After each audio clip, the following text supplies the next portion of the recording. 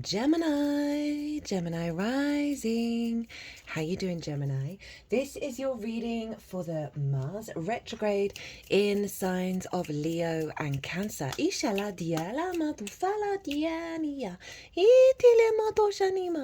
and welcome. My name's Chloe. I work with card divination, astrology, and as you just heard and as you just saw, I channel multi-dimensional energies through my body. This brings in healing, attunement, and activation codes to the messages that want to come through in this reading. I read for the rising signs. So for those of you who don't have Gemini in the first house of your natal chart, look to what house it does fall in. Look to the themes of that house, and you want to apply those themes along with all the other meaning you've got going on in the sign of Gemini to the messages that come through. It will be as if that Gemini energy, wherever it falls in your natal chart, has now energetically moved to the first house. As always, take what resonates and leave what doesn't. For example, I've got Gemini in the 11th. I've got Chiron there. I've got Pallas Athena. So I'd apply the themes of the 11th and the themes of Chiron and Pallas Athena to the messages that come through in this reading.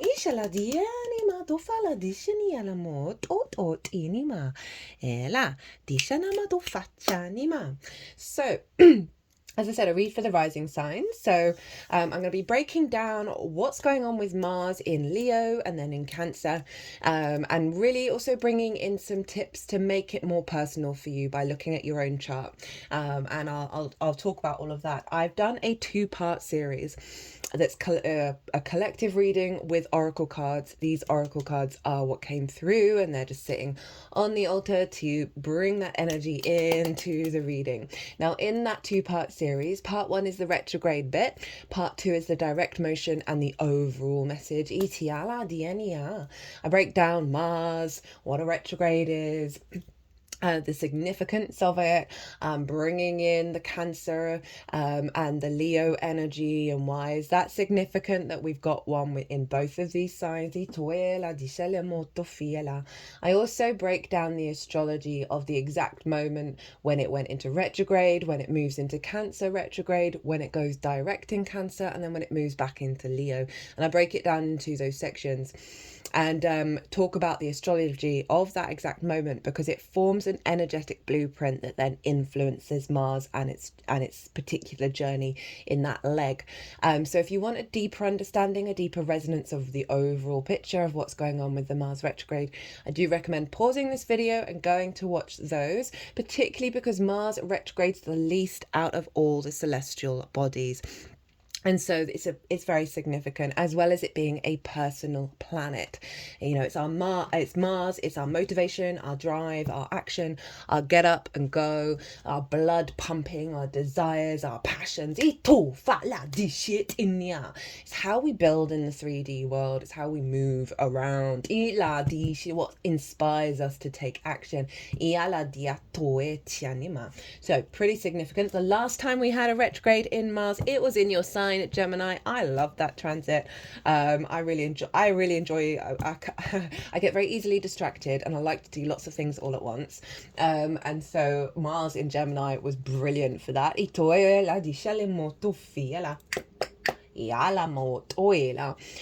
So that's what's going on, and I'm going to break down what's going on with the tarot. So there's going to be 3 piles here. The first pile is the intention of this transit. There's going to be 3 cards. The first card is going to be the overall intention. Second card for Leo, third card for Cancer.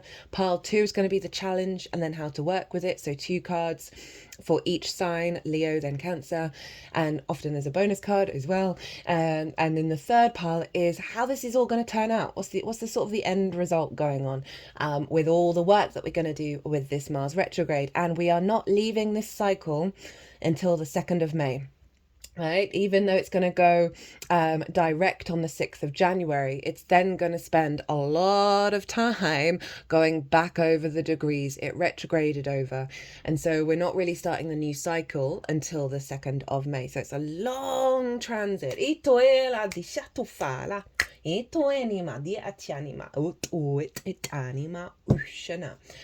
Right, so I'm also going to be pulling 4 oracle cards that are going to be specific sort of energies to help us with this transit.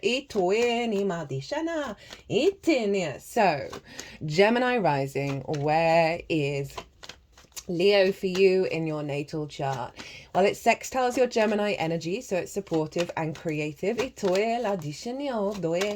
it's over in your third house. This is the house of the goddess. This is where we bring our big picture philosophies into our day-to-day, in how we find meaning in the little things, in the washing up, in the walk to the shop. It's the mundane reality, really. And the more that we find resonance and meaning and joy and depth in those little things, the more that ripples out into the bigger picture. So it's like just allowing yourself time to create space to find more meaning. It's your local community, the things you do on a day-to-day basis. It's your environment, the frequency in which that is operating, and the lens in which you communicate. It's also linked into learning things for the first time, because it's about schools and kind of like the early years, as well as siblings. Just thinking of a Gemini rising who's spending this weekend with her sister, so that's very in alignment, as well as short distance trips. So Mars retrograde in this sign. As I said at the beginning, Mars represents our motivation, our drive, our action, our get up and go. It can also bring about conflict, drama and frustration. It does so in order to highlight where there's friction in your life, and where we've got friction, there's energy to build, right? Even though Mars is the god of war, traditionally I see Mars as the master builder, right? How do we individually build in this 3D reality?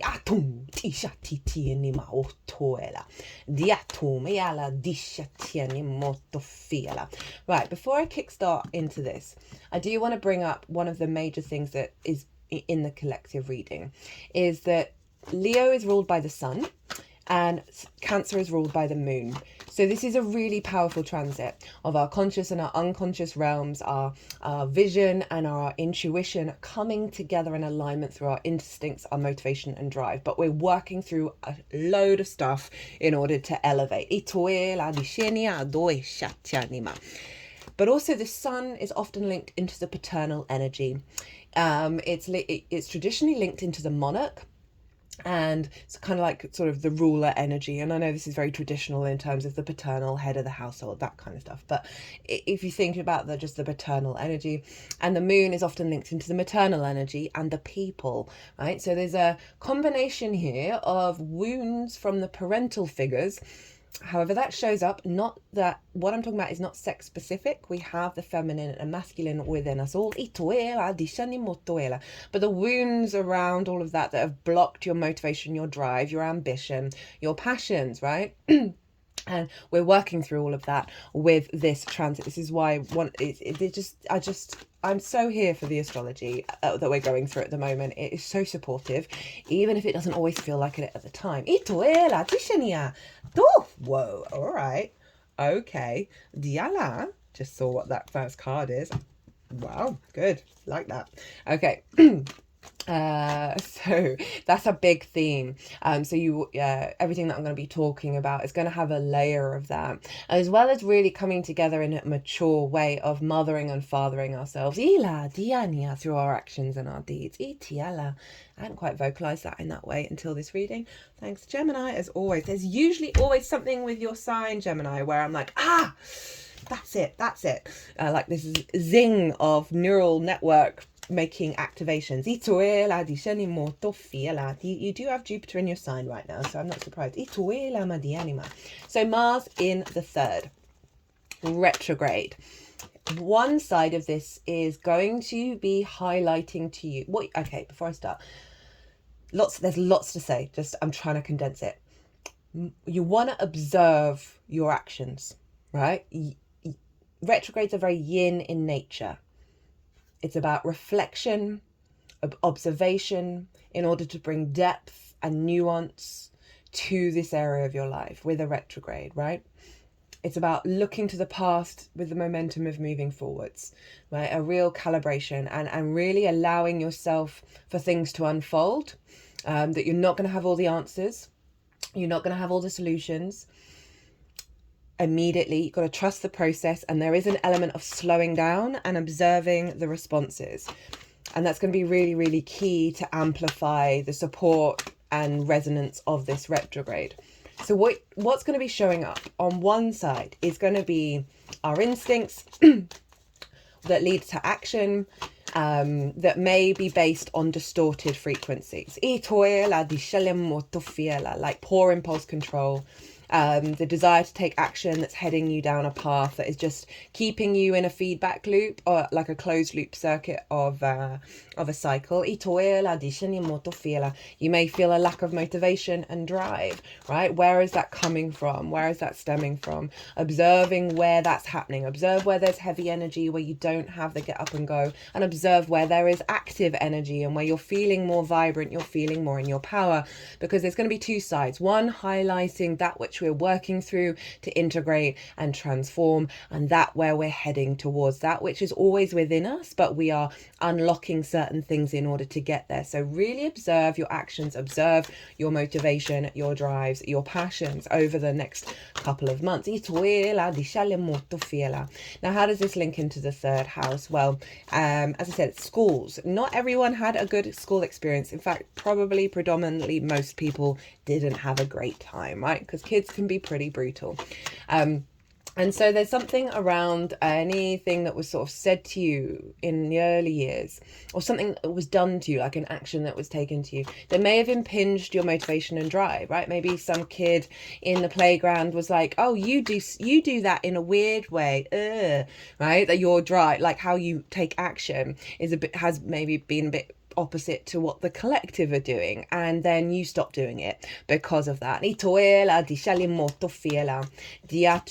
just did the Virgo reading and they've got Scorpio there, and obviously Mars is upgrading Scorpio, and I brought up the fact that I was told by a reader a couple of years ago, I can't believe that's a couple of years ago, that I used to see spirits as a kid, but an adult told me that that they didn't exist, and therefore for whatever reason, my very susceptible unconscious brain just switched that off. So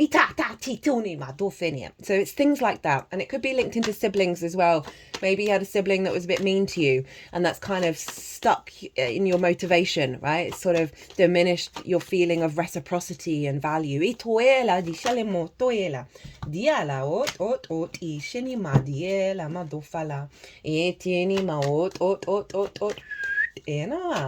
So there's stuff around that, and I said, as wounds of siblings, wounds from school, wounds in the way that you communicate as well. Perhaps the disconnection between your thought processes and your ability to put that into action, as well as blockages around finding meaning in the little things, right? I think the third house is so important. I think the more that we find that joy, that resonance, that meaning, the light body in doing the washing up, the more that then ripples into the bigger picture. But, it's things that we're like, oh, do we have to do that? Do I have to do that? And I just have to keep doing it over and over again. It never ends, and that sort of frustration, that heaviness, right? We really want to have a lightness of touch when it comes to the third house, and it's the lens in which you communicate. So acts of service, acts of love, the way that you take action that is communicating who you are, sort of wounds around that, because Leo rules the heart. So those are sort of the more difficult energies that we're sort of navigating and working through, as well as really harnessing a heightened level of communication through your instincts. It's allowing you to find resonance and more meaning and go about your day-to-day in a really elevated way, right? So those are going to be the sort of where we're headed with this energy. Now, Leo's ruled by the sun. So we want to look to where the sun is for this part of the transit. And it's going to be in Sagittarius and Capricorn for the retrograde part of the Leo section. It's in Sagittarius at the moment. We've still got about 15 days or so left with Sagittarius season. And you have Sagittarius over in your 7th house. And so the themes of the 7th house are going to be influencing what Mars is bringing up. And the 7th house is the house of the other.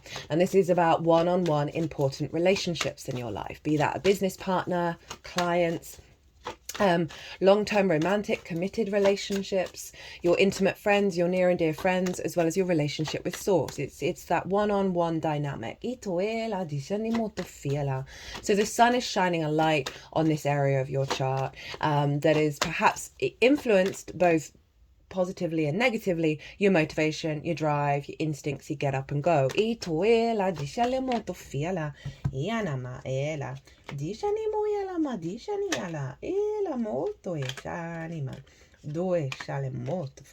just felt like all of those cards wanted to come out. Itini bonus card. Where was I? Yes, so the themes of the 7th that impact your motivation and drive, right? So this could be unhappy relationships where you feel like your actions were sort of never seen, reciprocated, all of those things, or you're looking to really elevate whatever committed relationship you are in and being able to put that practice into a day-to-day basis, right? And really work together on the day-to-day basis. You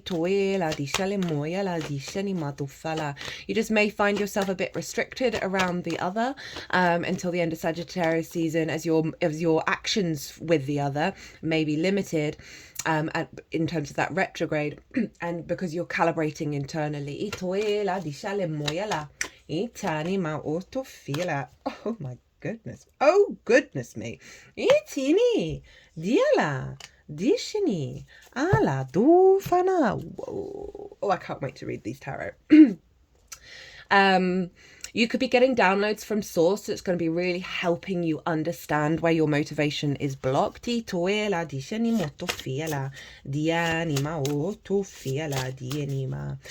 may prioritize yourself or the other that's actually not helpful and not harmonizing. The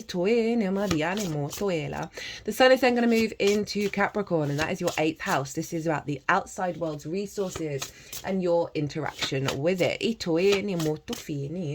This is about mortgages, loans, debt that's owed to you, debt that you owe, inheritance, both 3D and cosmic inheritance, as well as bonuses and commissions. So it's more one-off chunks of resources, as well as working with the resources of the outside world. It's also about relationship dynamics. So you've got a key theme here around how you interact, right? Especially with the other. So this is about the give and exchange between you and the outside world. Time, money, energy, intimacy, ideas, right? We can have scarcity complexes here. We can have codependency. We can give too much and take too much. And so the sun is going to be shining a light on that. It's also a really magical house. It's the resources of source and your interaction with them. We get a lot of psychic downloads from the 8th. So while the sun is there, we're going to get a lot of clear understanding of why there might be scarcity complexes, why there might be codependency or like hyper independence. That's impacted your day-to-day, right? Impacted the way that you communicate through the actions that you take, through your motivation and drive, right? So say you just find that a lot of your relationships aren't feeling healthy, or your relationship with the outside world, you're not perhaps getting the resources that you need. It's kind of dampening down your day-to-day. There's just a heaviness there, a weight there. That is sort of blocking the motivation. The sun is only revealing all of this in order for you then to do the work, because this is observer mode. This does require a lot of inner contemplation and objectivity about where you've come from, where you're at, and where you're headed. Again, I can see a lot of resources coming in from source to help you navigate that.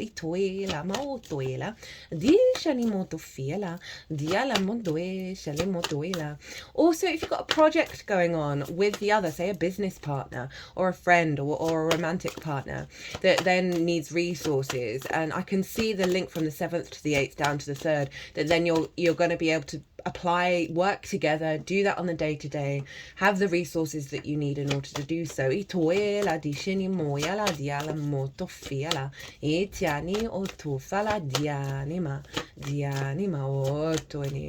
So overall, whether the energy with the Leo is really about finding the get up and go towards the end of it, having the weight lifted off to you and the resonance of the meaning via your heart. Leo rules the heart.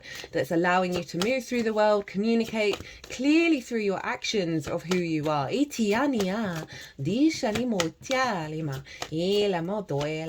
And be able to get more stuff done on a day-to-day basis.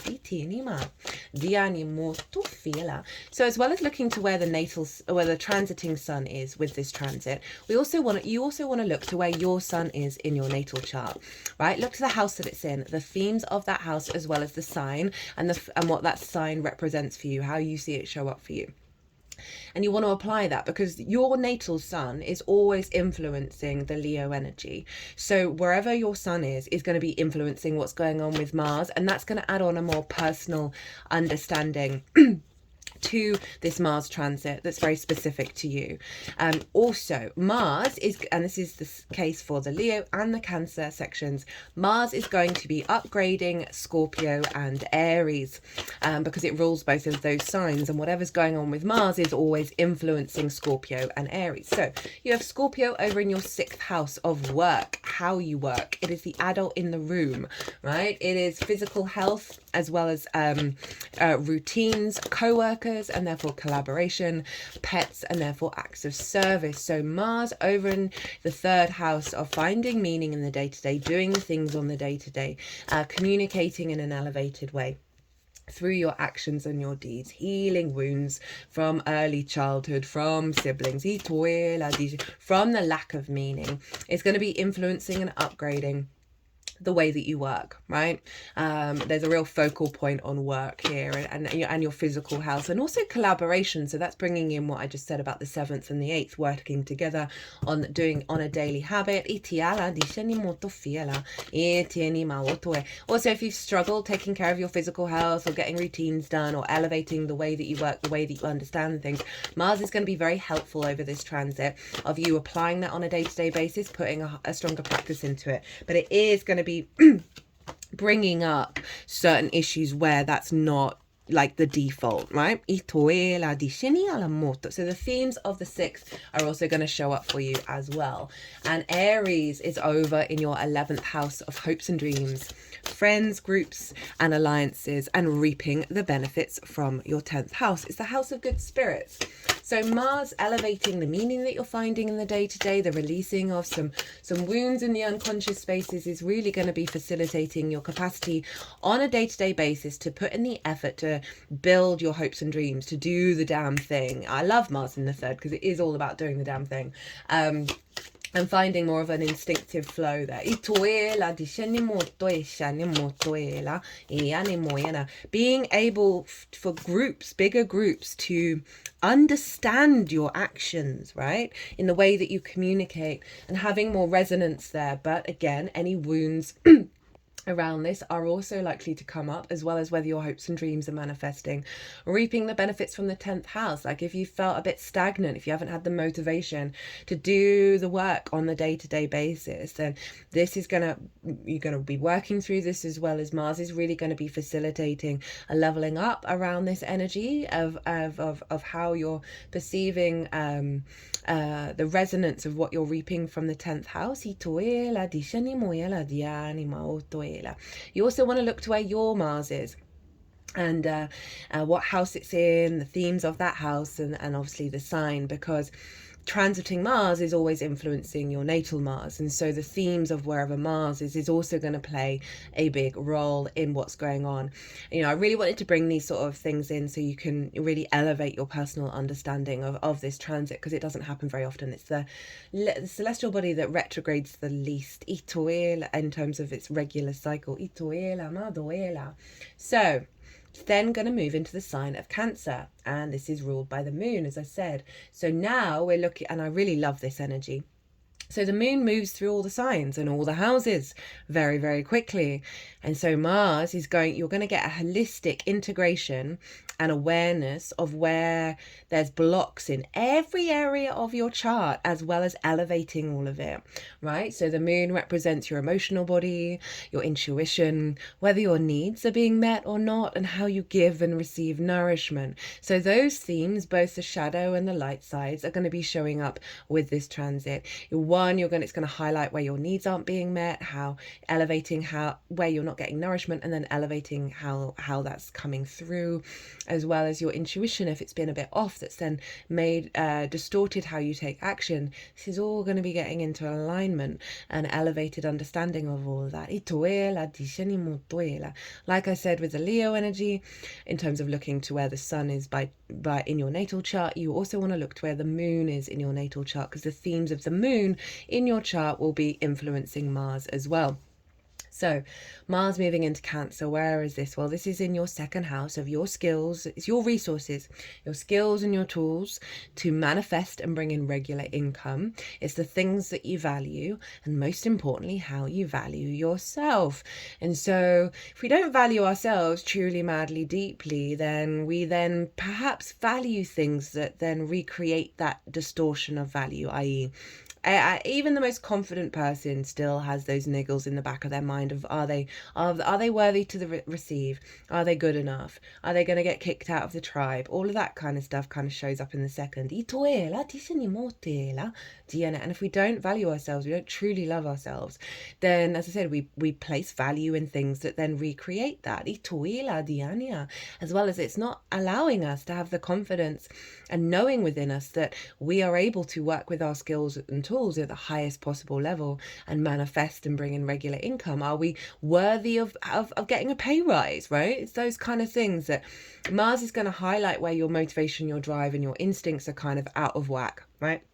Around all of those things, and then it's going to be redirecting to strengthen. Mars is very independent, so I feel this is a very confident energy coming into Cancer, into your second house, of you being able to nurture yourself and step up for yourself and value what it is that you do and what you're bringing to the table.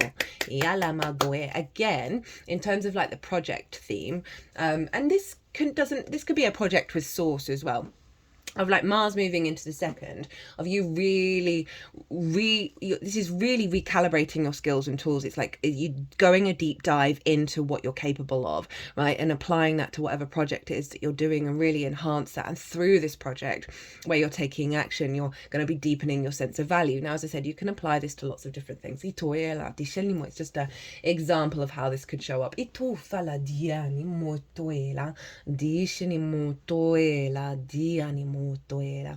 And so Mars is going to be really supportive of when it goes forward, of like you getting the job done, you having the motivation and drive to sort of amplify this. But we are working through some difficult energy in order to get there.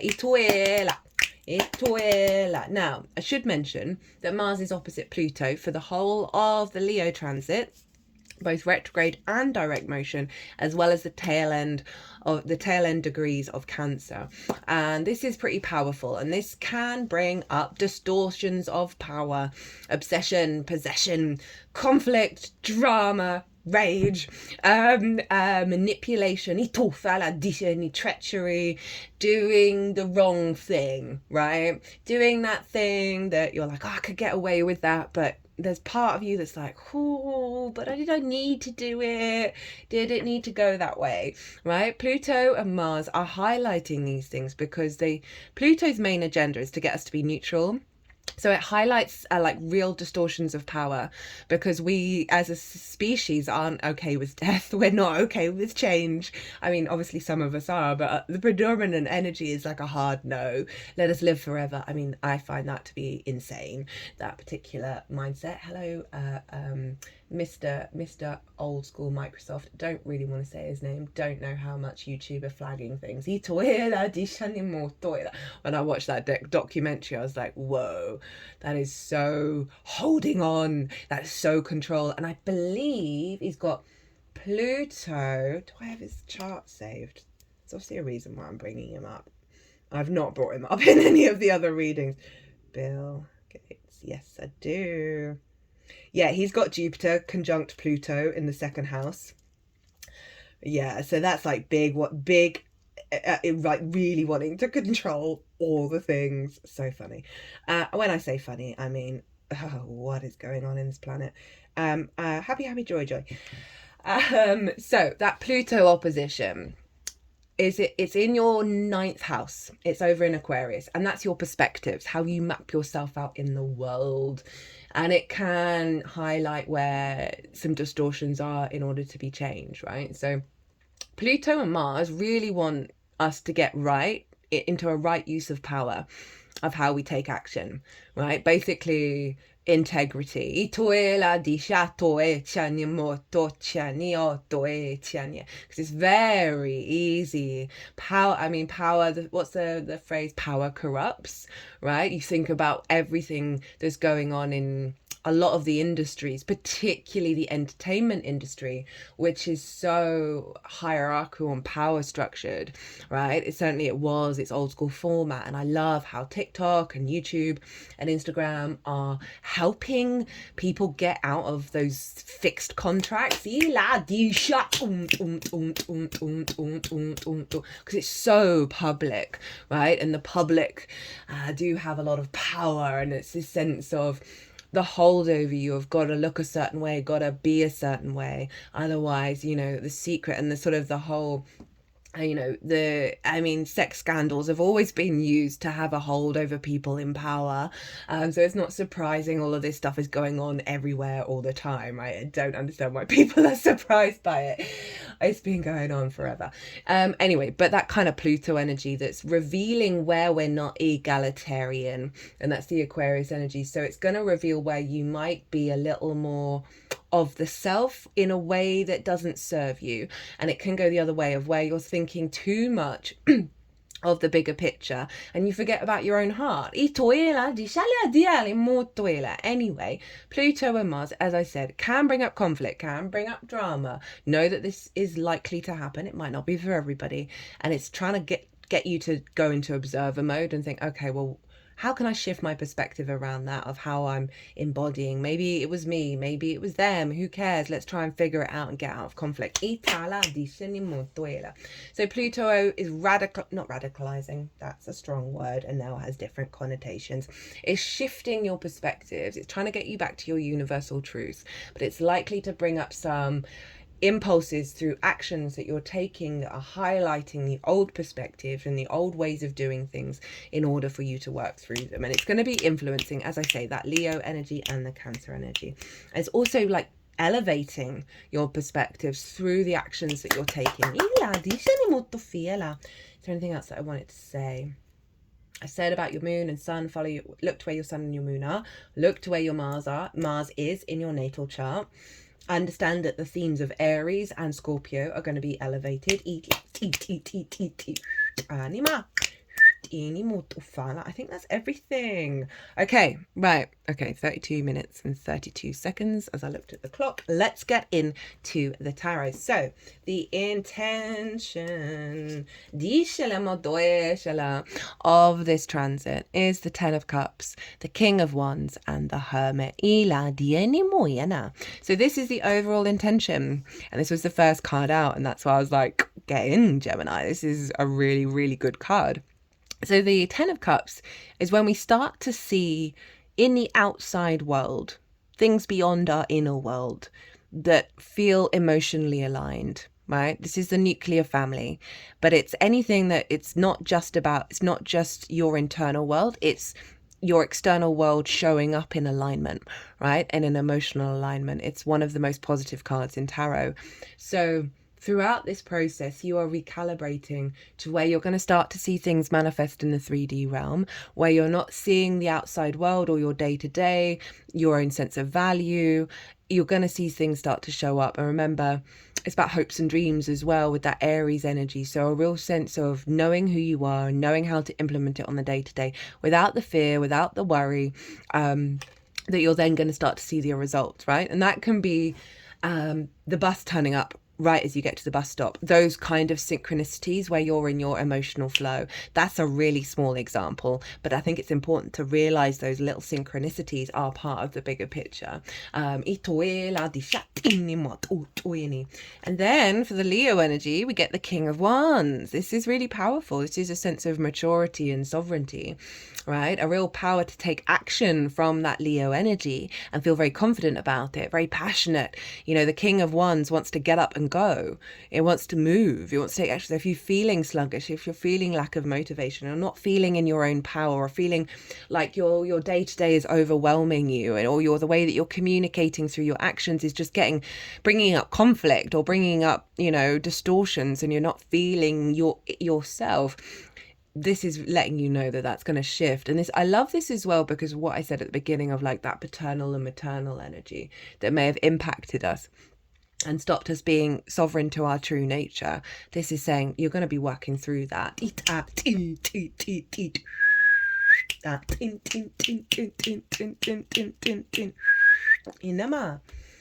The Cancer area, we have the Hermit. I like this for the second house. I really do. The Hermit standing on the mountain, like the top of the mountain. Of all the tarot cards, there are higher mountains in other tarot cards, but this figure, the Hermit, is standing on the tallest thing of all the cards of people standing on tall things, right? So right at the top, where the air is thin, where you're closer to source, you're closer to spirit, but also in the mists of nature. The Hermit isn't bothered about what society thinks of it. It's gone inward. It's understood its own nature. It's observed its own inner workings, that Virgo energy, and understands the power of that, right? Of how to then facilitate and create from its own frequency, that inner wisdom, that deep, deep inner wisdom, and the confidence to walk your own path. It is being guided by the star, which is an Aquarius card.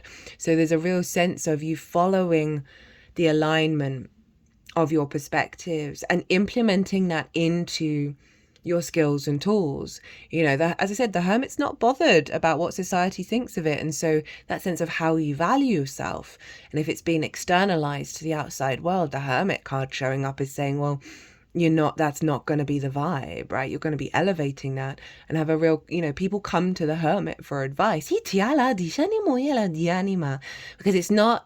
it's not clawing at the outside world. So there's a real cultivation of your, I'm just going to put that 10 at the top because that is the overall energy. And also it's nice to look at. It is like that sort of, oh God, I completely lost what I was going to say. Right, that emotional body, right? Very caring, very nurturing energy, like the desire to take care.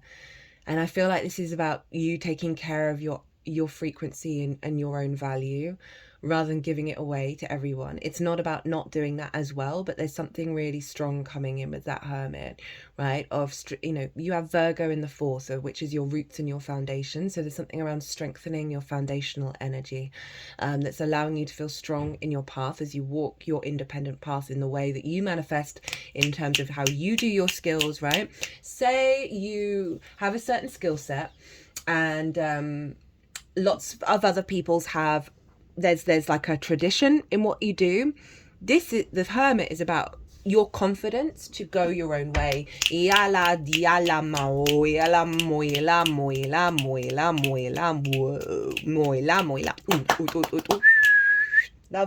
this for you, Gemini.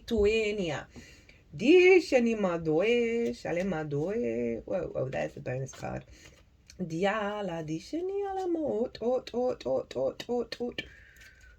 Okay, so where did I put the bonus card there? The challenge for Leo, funnily enough, you got the Leo card, is the 10 of Wands, and how to work with it is the Leo card of strength. So the 10 of Wands, I mean, it's a very karmic card. It's the beast of burden, right? And I say karmic in terms of that's a lot of responsibility on someone's shoulders. And it's often from the ancestors, from past life energy, where we are feeling weighted down in this incarnation. You know, this figure, there's nothing wrong with having lots to do, right? But it's how we do it and how we perceive it. because this figure is hunched over. That's bad for the spine. Leo rules the spine, right? We've got a lot of back problems. But it can't even see it's a beautiful day. Can't also see that it's nearly home. There we go. So this is a reflection on the weight, the heaviness that you may feel of your day-to-day, that it's trudgery and drudgery and you've got to just keep plodding on. There's no joy there, right? There's a sense of all the things you've got to do. It's the sense of the way that you're communicating may be laden down by a lot of weight that it doesn't need to be. And that can just be on the subtle frequency that is then being picked up by the transmission. Ocean. I just had an energy release that came from the throat chakra. Yeah, just overall a heaviness, and fire is not vibing with heaviness. And so this is the challenge. Perhaps you may, with this Mars retrograde, just have so much on your plate that you then lose sight, or that you then freeze and can't do it and you're standing still, as well as, freezing and not finding that joy. But again, it's both the perception and the way in which we do all the things, and also in terms of like childhood stuff, schools and siblings. You may have had a lot of responsibilities. You may not have so now, but there may just be what I'm getting is like being the parent. I know a lot of people who felt like they were the parent to their parents growing up. And I'm getting this vibe with this, that you just had a lot of responsibility, and that's internalized. Oosh. They had my left hand over the heart chakra, and there was an energy released through my mouth.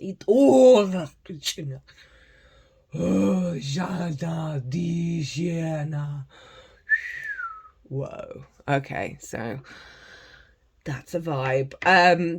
This is what we're carrying. And so maybe calling you to reflect, why am I feeling this way? Is this to do with me? Right? Is this something somebody said to me that I then feel I've got to be the beast of burden for my whole life? Maybe you had a friend at school that was always making you like hold their books or something, and now you just feel like you're doing that energetically. And then we've got Leo. And this is calling you to be loving and kind to yourself, to be vulnerable, to allow yourself to have weaknesses, to allow yourself to reveal weaknesses to yourself, to those around you, in the way that you communicate.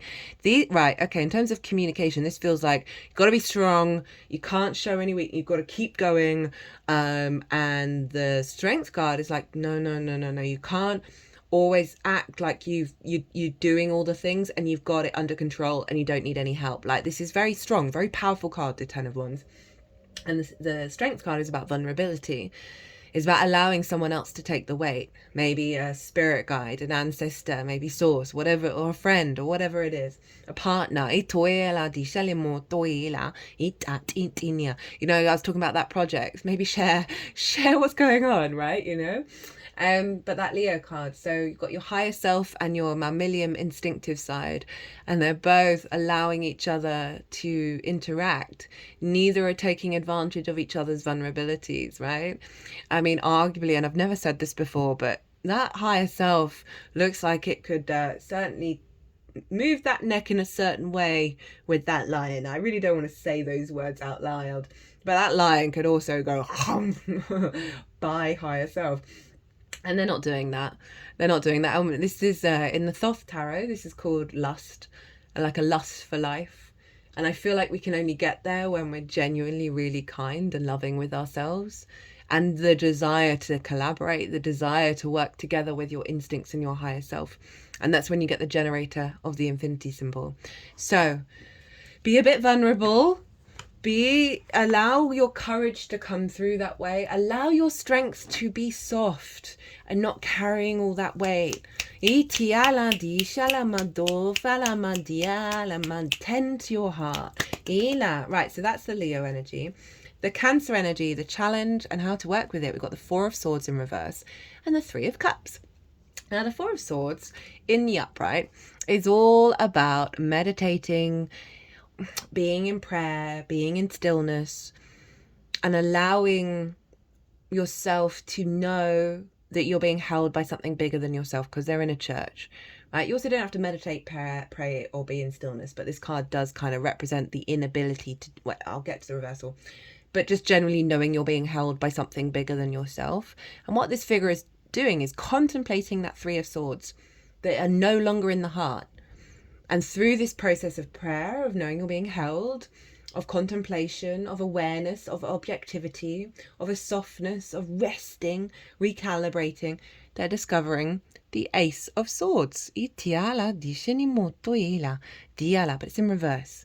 So that Cancer energy, you know, of you not being able to take a moment and really reassess your skills and tools and not see the truth in them, right? And really amplify them. There's a sense of rushing around with this Four of Swords in the reverse, because this is the challenge that you're working through, of that sense of hecticness, as well as feeling like you're not supported, that you're not loved and valued and cherished and cared for. Itala, Diane moyela Diana by source, itoela.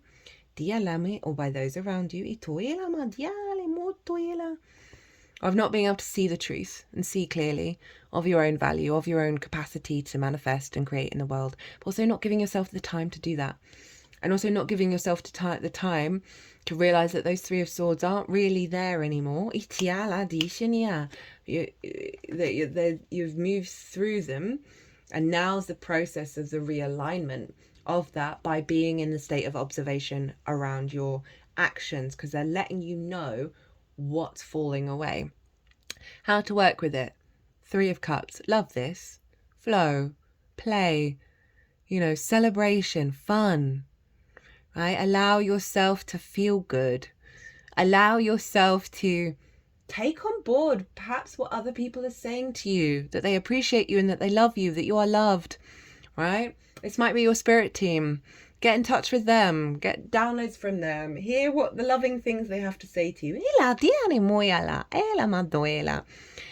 of your head. Get out of your busyness, and go have some fun in a way that's really healthy, that nourishes you. This might be collaborating with others, and you know you're all doing a little circle dance of telling each other how great that your skills are.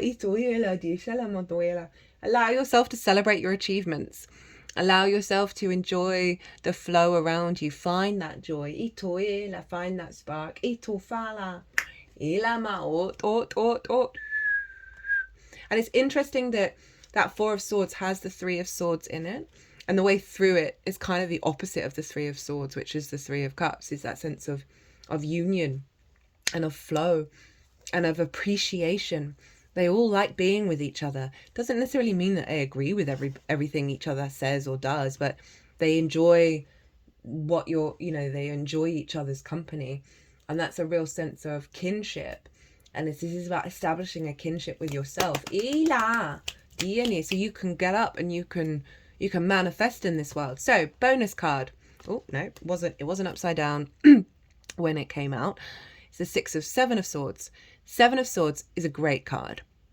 It's stealing away the Five of Swords. It's the colour of the sun. And the Five of Swords is about the bully in the room and the victim mentality. And that can be internally as well as externally. Like pure conflict, domination, subjugation. And interestingly enough, in the Five of Swords, it's winning the Three of Swords, right? So it's won that. You're moving away from that, and now you're moving away from a layer of conflict. And this is all about thinking differently, doing something differently, going beyond the old paradigm. And it's leaving the Two of Swords. So it's saying, observe your perspectives, try and find ways of navigating outside of conflict, or certainly the way that you communicate or the way that you take action, or maybe make a note of the cause and effect of your actions and see if there are any repeating patterns, and really try and get to the root of why is this happening? Why is this response coming through? And that Two of Swords is the moon in Libra. Came through in nearly every reading in the Sagittarius new moon, which, by the way, that imprint is very much linked into the beginning of the Leo retrograde. And the Two of Swords is all about understanding that you have traveled far and wide. You've left your homeland. You're in a different land. You've reached the new land. And now you're contemplating who you were and who you want to be now, right? What have you learned? What's your wisdom? And how are you going to resonate moving forwards? And it's sort of acknowledging a clearing out of a conflict energy and bringing yourself back into balance and back into the truth, right? Rather than the distortion. Oh my God, I'd forgotten. These two cards came out together. 9 of Cups, 9 of Pentacles, and then the Queen of Cups came out. Or was it at the bottom of the deck? I can't remember. So this is the overall kind of outcome. Look at that. Gemini. 9 of Cups. This is the inner alignment, right? Feeling grateful, feeling alive, feeling happy internally. There's a, it's a genie in the bottle kind of energy. And I always like to bring it internal, right? You're in emotional alignment. You're feeling good about where you're at, feeling confident. You're valuing yourself. You're understand the power of your skills and tools. You're able to find the meaning and the resonance internally that's allowing more elevation of your day-to-day, a real emotional flow in the way that you communicate and the confidence in which you do so. Powerful energy. And then the 9 of Pentacles is about very independent energy. This figure knows what they need to do in order to bring about a holistic life, right? Happy home, happy work, happy friends, happy lover, happy day-to-day, right? But they know when to say no. They know when to say yes. And there's a real sense of thinking long term with this energy and reaping the benefits of all of that.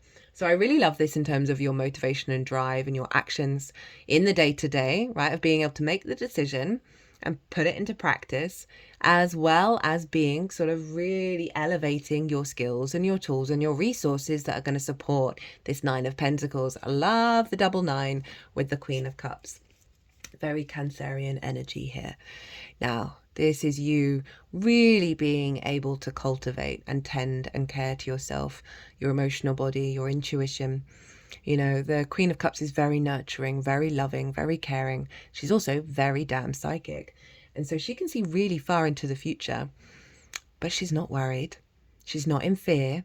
In fact, she's so at peace with her environment and what she knows. She's turning into it. She's turning into the environment. So there's serenity here. And queens cultivate. They bring nuance and depth. They nourish and nurture your water body, your element, your intuition. And this is your skills and your tools, right? This Cancer energy and your ability to put it into practice in the day to be able to communicate it in the day-to-day, right? So I really love how this is sort of like the end energy, because it's saying there's a level of maturity that you're going to be nurturing yourself, nurturing your experience, tending to it, right? That can often be more difficult than taking the action itself. It's a real caring, loving energy. And it's interesting that we got the King, the paternal energy, as I said, not sex specific. And then we got the maternal energy at the end. What's at the bottom of the deck? 6 of Wands, victory. So this figure went out. They were instinctively drawn to go and do the damn thing. And there were challenges and it was difficult. It wasn't an easy thing to do, but they weren't doing it for celebration or recognition. But by outcome, they are being celebrated. They are being recognized by the outside world. So there may be something around the way that you work and your hopes and dreams and the sense of just awareness of the growth that you've done. Right? But in terms of the inner world, you're feeling good about the journey that you've gone on. You're feeling victorious. You're feeling like it all makes sense. And it's all come into an alignment.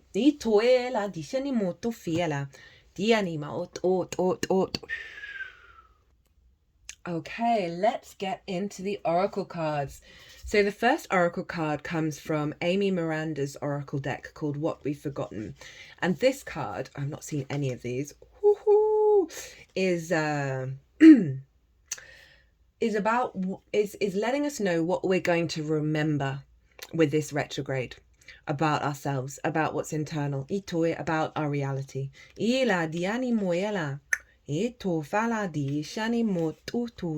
Oh, such a beautiful looking card. We have unity. I could just look at this card for quite some time. Collective intelligence. Let's imagine that everything that is somehow connected to a web of light, or life if you prefer. We can imagine These are threads or strands, all coming from the same source and extending outward, as if we're all part of one giant woven fabric of light. If there is a force or a field that connects us all, we can assume that when we experience hurt, it moves through the web of life, and someone else may feel it somewhere down the line. That's really interesting with that Four of Swords, bringing in the Three of Swords. It's time to remember our collective intelligence and our own ability to chart a path to healing. We can choose a future where we grow together with ease and grace, and where we begin to learn more secrets of the universe from the universe itself. We aren't here to play our own game. We're here to see and contribute to the bigger objective. We have to use our magic to move forwards. Research shows that experiencing positive emotional states can renew our psychology. Positive feelings and emotions such as love, connection, there's the Strength card and the Three of Cups. And if you think of all the cups that you've got the Ten of Cups and the Nine of Cups and the Queen of Cups. Positive feelings and emotions such as love, connection, care, gratitude and compassion have a positive impact on our body. When we are happy and feeling connected, we receive healing from our own bodies. So it's time we remember how to connect to something greater than ourselves in order to heal our way through this. Here's the coolest part. If we're all connected by the same ocean of consciousness, the individual action should eventually impact the whole. As we zoom out of our own lives, we see the full web of life. Is there a spot within you, your community, or the web of life that needs some lighting up? Interesting it said community, because the third is the local community. So it might be that through the experiences that you're going through with this retrograde, you're going to have more space, and that individual journey impacting your community, but you might have more space to give back to the community, to work with in the community a bit more. It might also be your soul family as well. It might be in your own life, or it might be with the collective. Tune in and unite with the collective to notice what comes through those connections. Many hands do actually make light work. This is really lovely. It's like what I'm feeling is it's that ego energy of Leo, the unintegrated ego, and it's usually because that person wasn't seen in their younger years, so then they take up all the light in the room, right? It's also ruled by the sun, so it's look at me energy. That this really feels like it's sort of integrating and working with that. So any wounds that you face that have meant that perhaps, not saying don't shine your light, don't take up room, but there's a balance to it. There always is, of when you want to co-create with others. And you've got that sixth house being activated by Mars. The more you understand how you work, the more you can co-create with others. You've got the sun in the other and in the relationship dynamics as well. And then the moon is really going to be integrating all of that of like, Mars is very independent, but it can be very contrary in its independence. And what we really want is to be independent, but also having the capacity to have healthy relationships where we know our own value, right? We're not comparison is the thief of joy. We're not extending outward, externalizing our own value when we're working with others. And that's when we're in true unity.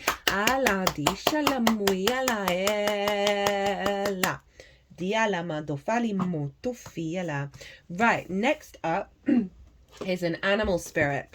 This is from the Krans deck.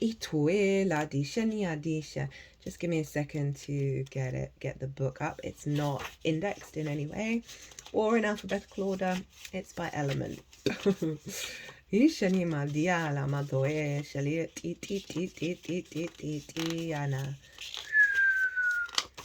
So you have the elephant. What I mean, the drawings of this deck are so evocative. Unstoppable, auspicious, wise. The elephant is arguably the most auspicious figure in the deck. Ooh, like Ganesh, the elephant represents immense wisdom as well as good fortune. It is said that the great elephant is the destroyer of obstacles. So if this card appears when you feel stuck, rest assured the path will soon become clear. To add to the mystery, the elephant is also known to create obstacles in order to steer us in the right direction. Trust in the gentle, noble creature. It illuminates the way with the light of self-knowledge. When in balance, one-pointed focus, generous, loving. When out of balance, misunderstands fate. To bring into balance, trust. Okay, that's highlighting, like, again, that sense of trust the process, allow yourself to be vulnerable when there are obstacles that are happening, because it's part of the path, right? That those obstacles are going to be creating vulnerability. I'm just pulling on that strength card because I feel that they're connected. That vulnerability is going to take you deeper into yourself. That's then going to reveal the path that is serving you.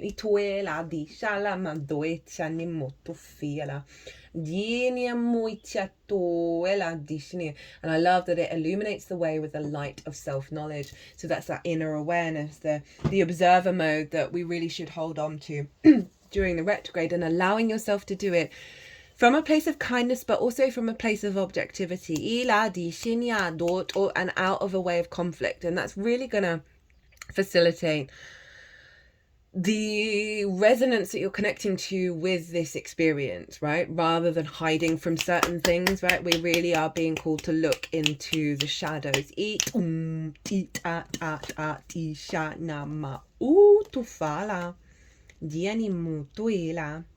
Right, next up from the Shaman's Dream Oracle. This is sort of the journey and how to facilitate the journey, right? How to help it. A fresh start and a renewed curiosity, natural trust, beginner's mind. I like the natural trust, because there is this element of not trusting, right? Of not trusting to have help, not trusting your environment, that you're being held, because of that Seven of Swords. It's saying you've got to think differently. There's got to be another way of engaging with what's going on in your environment. This is also about not trusting the process as well. So that sort of instability, right, where we don't have all the answers and don't understand what action to take, can send us absolutely mad. And it's all about letting go of any assumptions or expectations or how it's going to unfold, and finding a softness within yourself, a quietness, and then seeing how you activate after that. And I like how it's saying to leave the old stories and tales. Oh wait, no, it didn't say. When the first breath card shows up for you, it's time to leave the old stories and tales behind. You have arrived. Take a deep breath and another. There is nothing else you need to do but to take in the new world that is revealing itself around you. Trust your natural curiosity. There is no need to dwell on how difficult the journey has been or how tight the passage to get to where you are now. Just take it all in and experience the awe and wonder of your arrival at this destination. Even if it's a familiar place you have come to many times before, try to experience it as if for the first time. For you are renewed and your old you is no longer your concern. Practice the beginner's mind, not labeling or naming what you see and experience. That situation that was so difficult only a few days ago, just be with it and breathe. You have already gone beyond it, have overcome and resolved it, even if no one else realizes this yet. Soon enough they will, as you move on. Do not squander the power of the first breath, giving the old narrative mouth-to-mouth resuscitation. Use it for new beginnings, to animate a world you can play and create in. Do not underestimate the power of your breath and the magic of your word. Oh, that was beautiful. That was so lovely how that sort of brought a lot of the themes together. It always warms my soul when that happens. I love how it's saying play and create. You know, you got that three of cups there.